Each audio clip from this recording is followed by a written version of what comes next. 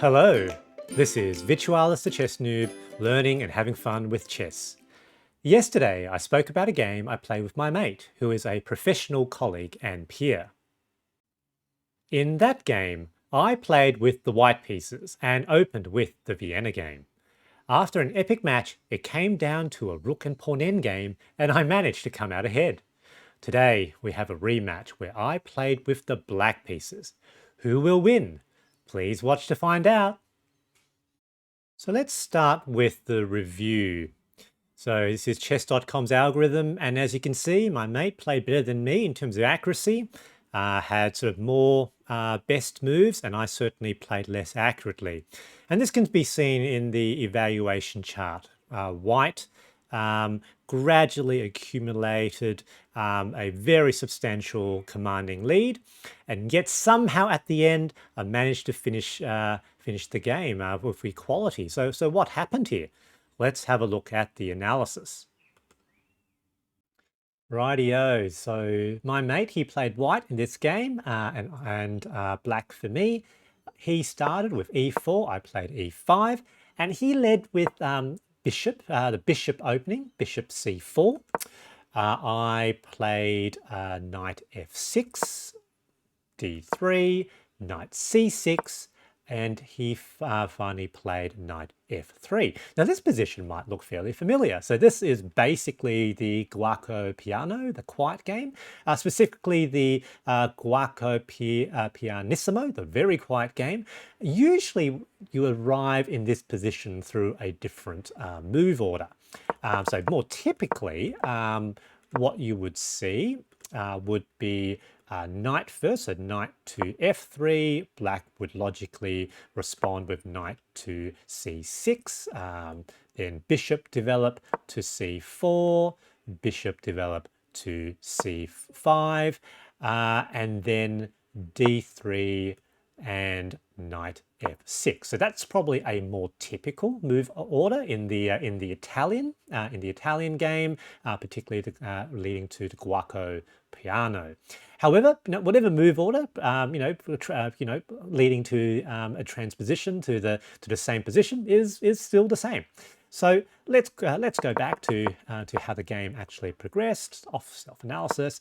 So here we reached this position. My mate developed their other knight to c3, pretty much completing sort of Guaco Pianissimo. I played d6, and now bishop g5 with a pin to the queen. Now, in this, with the Italian, I always find that I don't exactly know what to do once I get to around these positions. So apparently the best move here was knight to d4. Immediately sort of asking the question about what they're going to do with that knight. Going to the edge of the board doesn't look very good. Undeveloping doesn't look very good. Moving back is probably a fairly reasonable thing, but inviting a trade is potentially the logical thing here, isn't it? Here I did short castles, which is apparently an inaccuracy, so an opponent's slightly ahead here, but it's not too different. It's not too different. Opponent now pushes their knight forward to d5, and the challenge here is that there are now two attackers on that knight. Now I do have two defenders, the queen and the pawn. However, one of these attacks comes with check. So here I thought, look, I'm going to prophylactically move my king out of the way to h8, which is what I did. Opponent now plays h3, preventing a similar move on my side. I now play a6, preventing their bishop from coming to b5, and also preparing for a potential push for the b pawn to b5 with an attack on the bishop. They play a3 in a symmetrical manner, and here I launch b5. So again, this is apparently an inaccuracy. Stockfish really prefers bishop to be centralized and developed to e6 in these positions. And this is probably something I just need to remember. I'm always never entirely sure whether this is a good move because potentially, potentially there's a discovered attack on the opponent's bishop, but obviously they're going to attack on me as well. I suppose I could capture back with that pawn, and that does potentially open that file for the rook. But yeah, I'm always uncertain in Italians on what is the best sequence of moves. Opponent now captures my knight. I capture back the bishop with pawn. Opponent prophylactically now moves their bishop all the way to a2, and that was the best move. And now with that capture, the reason I moved the queen first is now I have a potential open file for the rook. The challenge is if you don't do that first, potentially there's a fairly strong attack by the queen onto the G file. And obviously not right away, given that the bishop's there. But that potentially causes problems once the defender, once the pawn is lost on that file. I now push b4. Stockfish hates that, prefers this move. I have to admit, I did some analysis afterwards. I can't really work out why one is better than the other here. Opponent plays knight h4, which is apparently a bad move. I now push this pawn to f5. And effectively what I'm trying to do is inviting a potential trade here, inviting a potential trade. So the opponent captures with knight, which arguably wasn't quite really the best move. So I was happy to get rid of that knight because that knight's often a bit pesky with the queen hanging about along the king side. So I was actually happy to get rid of that knight, and opponent captures back with pawn. I push the f pawn forward to f6. Obviously, that pawn's defended. Again, Stockfish hates this. Capturing here apparently was better, near equality. I think the logic here is that pawn is potentially a serious liability for me. So I think if queen comes to d2, there is now sort of 1, 2, 3 attackers, and I only have 1, 2 defenders. So that is a potential problem for me. So I think that's why I think the computer wants me to just get the pawn out of that position ASAP, get a material trade, like equivalent trade, and that would be better. Opponent short castles. I now add an extra defender to that pawn. Doesn't particularly improve the rating. Opponent captures with pawn. I capture back with knight. Again, inviting that trade. They trade, and I was okay. I was happy with this position. Still, Stockfish thinks the opponent is quite a bit ahead. Plays c3. I thought that was probably a pretty good move. Here I played b8. And my very erroneous thinking here, and this will be seen, is that given that pawn has just moved here, so that pawn was on c2 for quite a long time, I was actually blind to the fact that that square is now protected by the queen. I actually just didn't see that. And this explains the blunder I'm about to do. So opponent centralizes their rook to e1. I push pawn b3, thinking, aha, I've got a very clever attack here. Bishop has no moves apart from potentially retreating. Captures. I captured right back. And then I saw this, like, what just happened? And it was then I realized, oh, hold on, that pawn moved forward and that square is now protected by the queen. And I've just lost a rook for a bishop. And that's not good because now opponent has 2 rooks and a queen. I've got a queen, a rook, and a bishop. And that is probably winning for the opponent, given that they have an extra pawn as well. So I thought, oh no, I've just blundered here. I've seriously made a mistake. Here, no, move the queen, no, attack, potentially attack that pawn. I was fairly sure the opponent would defend, and that's what they did. And I wasn't too unhappy with that. Now, obviously, with the pawn storm, moving the pawns forward is bad for me in the sort of medium to longer term. But I did see here that the opponent may have weakened the defense of their king by pushing the kingside pawns forward, and as we still see, that actually will make a difference. I bring the bishop back to sort of take myself out of sort of the potential line of fire with a pawn move like that. Opponent moves their king, and I think they saw a potential sneaky strategy that I might have had as well. So I thought at this point, and I did think for a little while. I thought, my mate's pretty clever. He's probably going to see through this ruse. With the bishop now on the b file, I could bring my queen also to the b file.